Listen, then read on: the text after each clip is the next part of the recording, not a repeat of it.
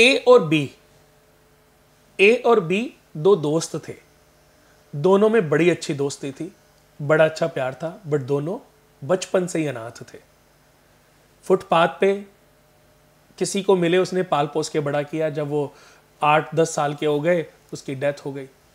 अब दोनों की जर्नी 8-10 साल के बाद अपनी शुरू हो गई। अब 12 वर्ष की आयु में बड़ा स्ट्रगलिंग लाइफ थी दोनों की, लेकिन दोनों का नेचर भिन्न था। एक था राम और एक था श्याम, ऐसे हम नाम दे देते हैं। तो जो राम था वो बहुत शरीफ और बहुत ही सॉफ्ट व्यवहार का था, बहुत सॉफ्ट नेचर का था। और जो श्याम था वो थोड़ा तेज तर्रार था, वो थोड़ा हेरी फेरी भी कर लेता था, लोगों को पागल भी बना लेता था। मतलब अपने काम को निकालने के लिए किसी को भी पागल बनाना, झूठ बोलना उसे बखूबी आता था। तो लेकिन दोनों में दोस्ती बहुत अच्छी थी, और ऐसा दोनों का व्यवहार था कि अगर राम खाना खाने बैठा है और कोई उसके द्वार पर कोई उससे खाना मांग ले, कोई भूखा है, डॉग भी अगर आ जाए ना, तो वो अपना खाना उस डॉग को, स्वान को दे देता था। ये उसके, वो ऐसा ही इमोशनल था। लेकिन श्याम दूसरे का खाना भी छीन के खाने में तत्पर रहता था, उसको बस मौका चाहिए। जब दोनों 12 वर्ष के हुए तो दोनों को किसी ने बताया कि पास के एक जंगल में एक बहुत बड़े ऋषि तपस्वी आए हैं, और वो बता देते हैं कि किस कर्म की सजा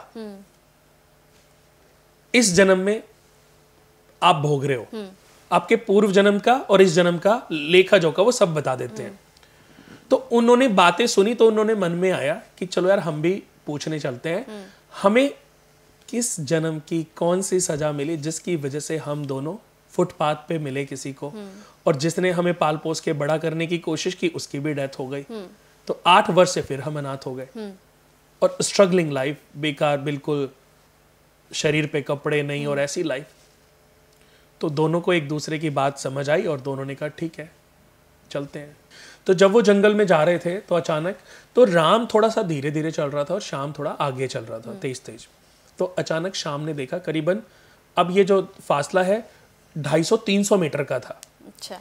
तो श्याम ने एक आवाज सुनी कि बराबर में कोई शायद एक गड्ढा सा है और वहां से कोई आवाज आ रही है। तो उसने कुएं में उसने झांक के देखा तो एक कुआं था वो, और उसमें एक आदमी गिर गया था। तो उसने बोला बेटा मैं कल से फंसा हुआ हूँ इसमें, गिर गया हूँ गलती से, और रात के अंधेरे में मैं गिर गया था, तो मुझे निकाल दो, भगवान तुम्हारा भला करेगा। और उसकी रोने जैसी हालत कि मैंने कल से कुछ नहीं खाया, मैं बहुत भूखा हूँ, मुझे निकाल दो बेटा, रोने मतलब परेशान था बेचारा। बट श्याम ने कहा नहीं, मेरे को तो अपने बारे में जानना, मैं इसके चक्कर में क्यों पढूं। तो उसने कहा नहीं मेरे पास अभी टाइम नहीं है, और वो आगे बढ़ गया। अब जब आगे बढ़ रहा था तो वो 50 मीटर भी आगे नहीं गया होगा, अचानक उसने देखा कि उसके पाँव के नीचे से कोई आवाज आई है। उसने हाथ पाँव हटाया और देखा कि एक थैली सी थी, उस थैली को खोला तो उसमें अशर्फियां भरी हुई थी। अच्छा। अब राम को भी वो आवाज सुनाई दी, तो राम ने जब देखा कि वो आदमी, तो अब उसको उम्मीद तो थी नहीं, लेकिन फिर भी उसने फिर से कराहते हुए बोला कि बेटा मुझे बाहर निकाल दो, मैं कल से भूखा हूँ, मैंने कुछ नहीं खाया है, और भगवान आपका बहुत भला करेगा, मैं आपका ज़िंदगी भर ये उपकार नहीं बोलूँगा। तो उससे देखा नहीं गया, क्योंकि वो तो मैंने बताया ही था कि बहुत ही इमोशनल था। उसने अपनी जो लोवर था, फटा पुरानी जो पैंट थी, जो शर्ट थी, उसको खोल के एक रस्सी बनाई और एक लकड़ी में दोनों बांध के, और किसी तरीके से उसने पूरी जुगत लगाई, थोड़ा समय लगा और उसको बाहर निकाल दिया। देखो कंचन जी, एक और चीज बताता हूँ कि डूबते को तिनके का सहारा ही काफी होता है। बिल्कुल।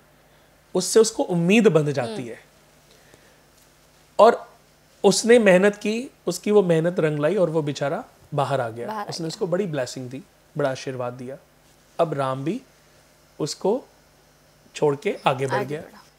अब जब आगे बढ़ रहा था अचानक देखा उसके पाँव में उसको कुछ चुभने का एहसास हुआ, और उसने जैसे ही अपने पाँव की तरफ देखा तो एक कांटा भेदता हुआ ऊपर तक आ गया, अब उसने देखा कि मेरे तो पूरा खून जो है, पूरे पाँव में जो है खून ही खून।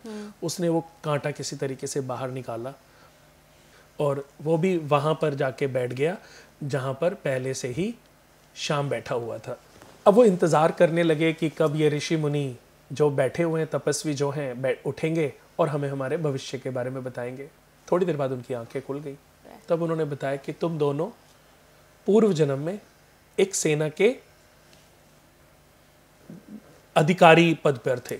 अच्छा।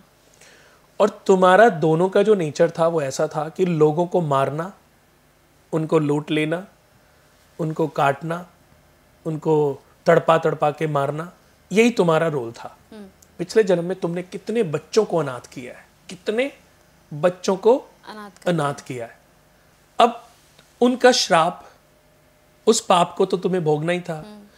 तो लेकिन जो शाम था, एक समय आने के बाद उसका जो नेचर है वो बदल गया। उसका जो नेचर है वो बदल गया और उसने सारे बुरे काम छोड़ के सत्कर्म अपना लिया। और इतना सत्कर्म अपनाया, इतना अच्छा काम किया, इतना अच्छा काम किया कि उसके काफी हद तक पाप उसी जन्म में खत्म हो गए। तो इस जन्म में भी तुम्हें उस सजा को भोगना था और इसीलिए तुम्हारा जन्म हुआ। तो पैदा होते ही जैसे तुमने लोगों को अनाथ किया, तुम भी अनाथ हो गए। फिर जिसने तुम्हें पाला पोसा वो भी तुम्हें छोड़ के चला गया। वो तुम्हारे ही पाप की सजा उसको भी मिली। उसकी भी अपनी कोई सजा होगी, लेकिन तुम्हें उसका सुख नहीं मिलना था। फिर तुम बड़े हुए, तुमने फिर अपना नेचर से अपनी जीवन को शुरू किया।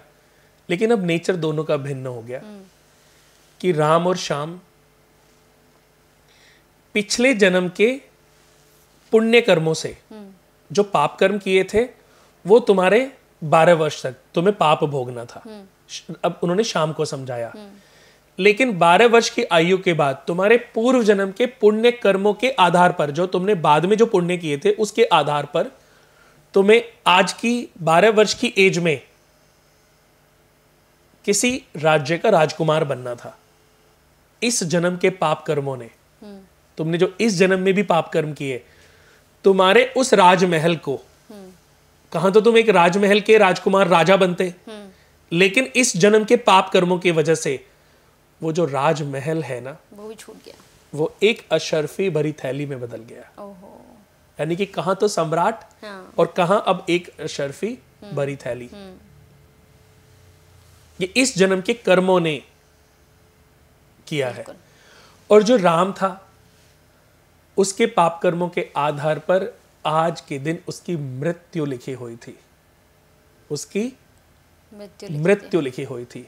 लेकिन इस जन्म के अच्छे कर्मों ने, इस जन्म में अच्छे उसके दान ने उसकी मृत्यु को किस में बदल दिया?